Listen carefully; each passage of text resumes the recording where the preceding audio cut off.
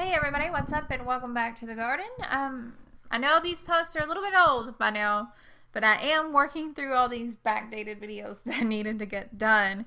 We're going to start Ranunculus because I can't get enough of them. Who would have thought that I'm going to come out to the yard and pick tons of the champagne Ranunculus and the pink kind of peachy Ranunculus, and let's not forget the elegant salmon together. After picking these, I did end up deciding that I was only going to use the peach ones, I believe.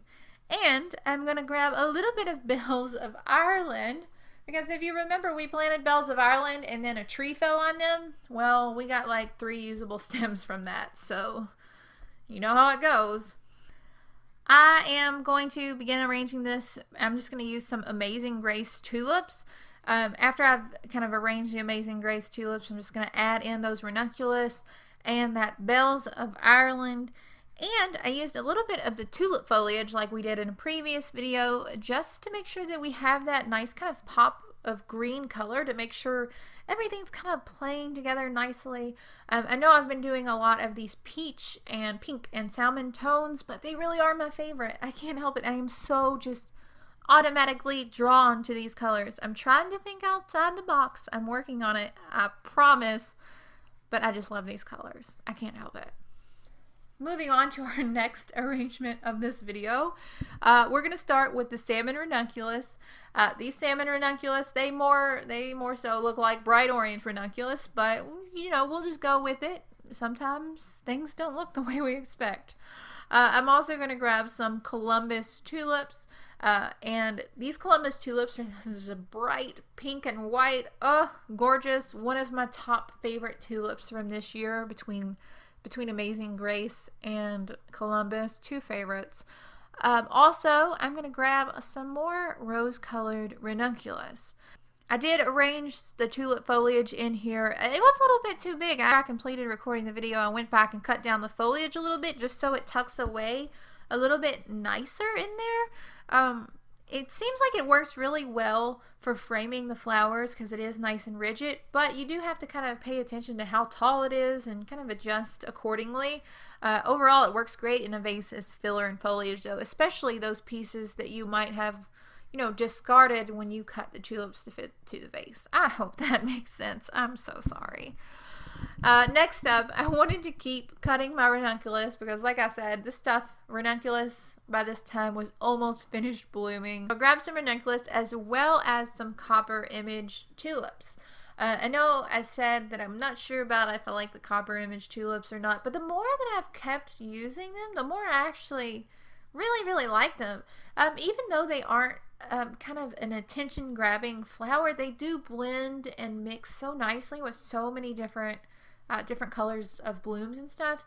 I don't know. I think I'll definitely grow these again. I was on this fence before, but I think I'm definitely going to grow them again.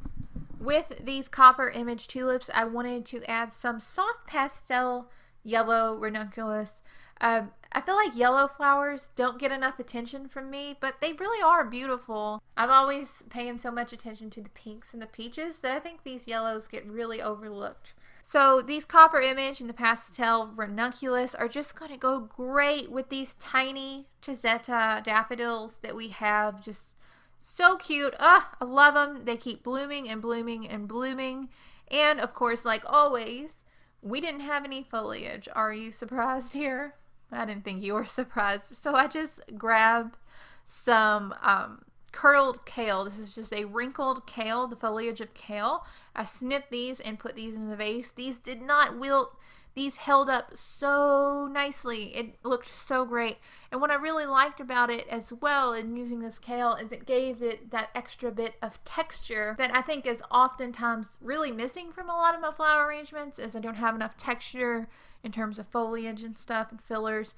I think it made this look actually really nice. Last but not least for this video, we are going to take some bright orange and bright red ranunculus. I wanted to make something that was kind of hot and fiery, and we had some of those Olivia tulips left over, so why not use them? They're absolutely stunning, the shades of orange and yellow. So I really wanted to concentrate on bringing all these bright colors together in kind of one cohesive vase rather than just a hodgepodge of, you know, mixed flowers. So once I got all those tulips together and the ranunculus were kind of situated in there, I was looking at it and I was just like, oh, there's something missing. What is missing? And then I walked to the garden and then I saw them in the Victorian Posy Pansy mix. There was a bright orange pansy, and these bright orange pansies were absolutely perfect to brighten up this bouquet and to, like, you know, lighten it up a little bit and to break up those intense saturated colors. Beautiful, just gorgeous. It worked so great. Even after adding the pansies, I still felt like it needed to be just a little bit lighter, so I added some mint. And I think the mint was the perfect tone. That just nice deep green color just made it look fresh and springy and lively. I think this was my favorite one from this whole video. I think this is definitely my favorite flower arrangement from this video. What do you think? I would love to know in the comments. Which one was your favorite? What did you like about it? I'd love to hear it. That's really about it for this one. Hopefully it was helpful. Not quite sure if it was.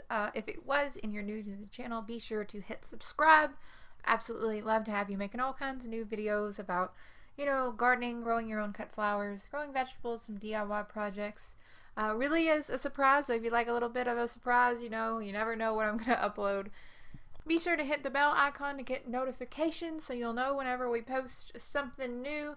Share with your friends, all that good stuff. We're really just trying to grow the channel and welcome more people into our little gardening community here. Don't forget to check out our blog. The link to that is in the description. The blog offers a lot more details about the posts that you see here on YouTube, so be sure to visit the blog.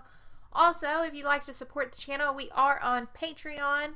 I always appreciate that so much. Helps me kind of keep things going around here, as well as our subscription soapboxes and individual soapboxes you can check out on my website as well. All the links are down in the description below. Thank you so much for your support. I really appreciate it, and I'll talk to y'all later. Bye, guys.